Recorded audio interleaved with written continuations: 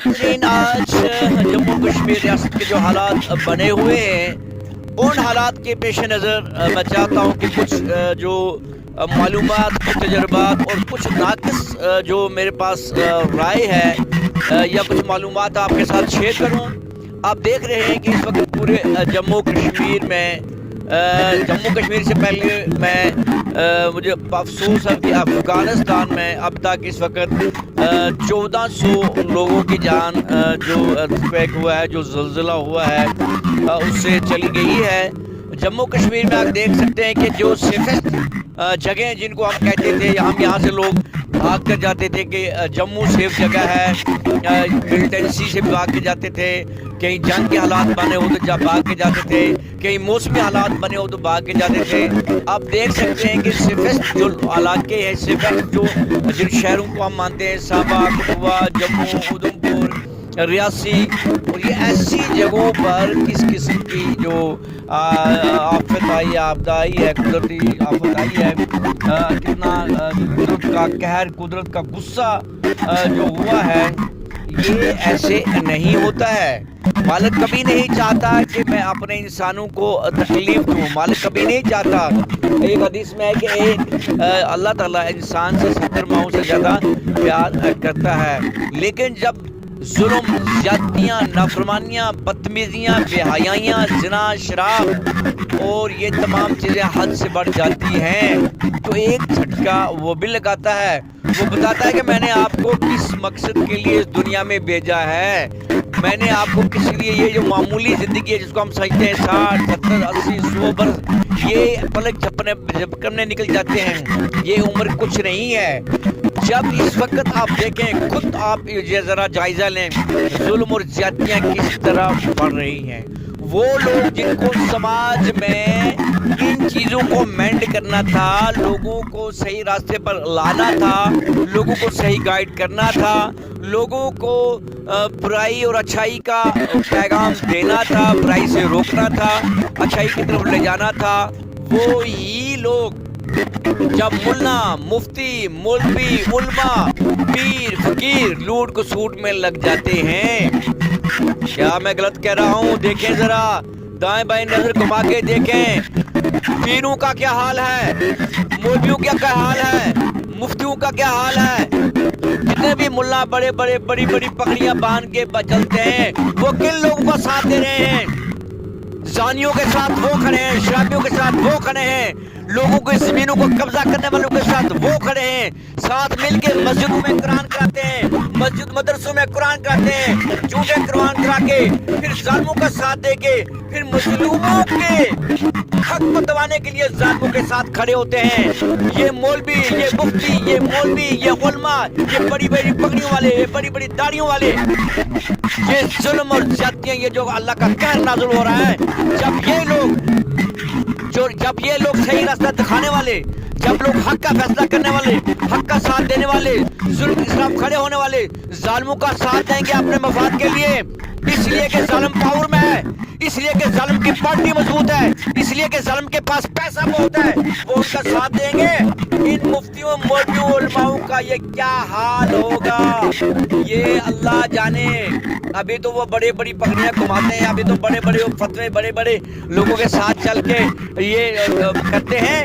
ये अजाब उनकी पकड़ आगे होने वाली है। अगर यहाँ वो मक्कारियों से, चालाकियों से, बदमाशियों से ये सब कुछ करके ताकत के बलबूते पर धमकियां देके, किसी को धमकी देते हैं हम आपको अब ये करवा देंगे, उससे ये करवा देंगे, हमारी बड़ी दूर तक पहुंच है, हमारी फलानी जगह पहुंच है, हमारी फलानी जगह पहुंच है। गरीबों की, मजलूमों की पहुंच कहाँ है ये आपको पता है? गरीब, मजलूम, बेबस, बेकस, उनकी पहुंच उस अल्लाह तक जब उनकी हाय निकलती है। ये आपकी पगड़ियां, आपकी टोपियां, आपकी दाढ़ियां, जो मक्कारी जिनमें आपको यहाँ लोगों तक अच्छा मैसेज देना चाहिए, लोगों की मदद करनी चाहिए थे, लोगों के लिए भलाई के काम करने चाहिए थे, लोगों के जो मजलूम हैं, मजबूर हैं, बेकस हैं, उनका साथ देने के जालिमों के साथ खड़ा, जालिमों के खिलाफ खड़ा होना चाहिए था। ये यहाँ इस दुनिया में जलील होंगे ये लोग, और आखिरत में ये कहेंगे कि नहीं, इनको जन्नत में आला मकाम मिलेंगे, یہ غلط فہمی ہے. اچھے طریقے سے نبی پاک صلی اللہ علیہ وسلم کے احکامات پڑھیں, ان کے طریقے, ان کے قرآن میں کیا ہے ایسے لوگوں کے ساتھ جو ظلم ہوتے دیکھے گا, ظلم کو روک سکتا ہے, نہیں روکتا وہ ظلم میں شامل ہے. جو روک نہیں سکتا وہ اسے بائیکاٹ کرے. جو کچھ نہیں, کم سے کم جو ایمان کی نشانی ہے کہ ان سے قطع تعلق کرے, اسے بائیکاٹ کرے, اسے بات تک نہ کرے. یہاں تو طلبے چاہتے ہیں مولوی مفتی ایسے لوگوں کے, زانیوں کے, شرابیوں کے, بدماشیوں کے, جو بڑے بڑے لوگ ایسے طلبے چاہتے ہیں. کس لیے چاہتے ہیں؟ اپنے ذاتی مفاد کے لیے, کوئی دین کے لیے نہیں, کوئی اسلام کے لیے نہیں. یہ سب تباہیاں جو ہو رہی ہیں یہ ہمارے اعمال کا نتیجہ ہے. ہمیں اپنے اندر جھانک کے دیکھنا چاہیے ہم کیا کر رہے ہیں.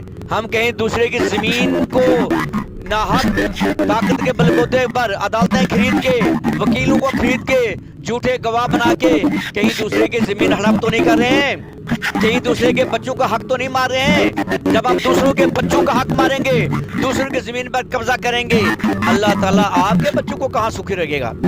جب آپ اپنے بچوں کو حرام کھلائیں گے, دوسروں کا حق مار کے کھلائیں گے, آپ کے بچے سکون میں رہیں گے, آپ سکون میں رہیں گے. انشاءاللہ ایسے ظالم لوگوں کا انجام ان قریب ہے.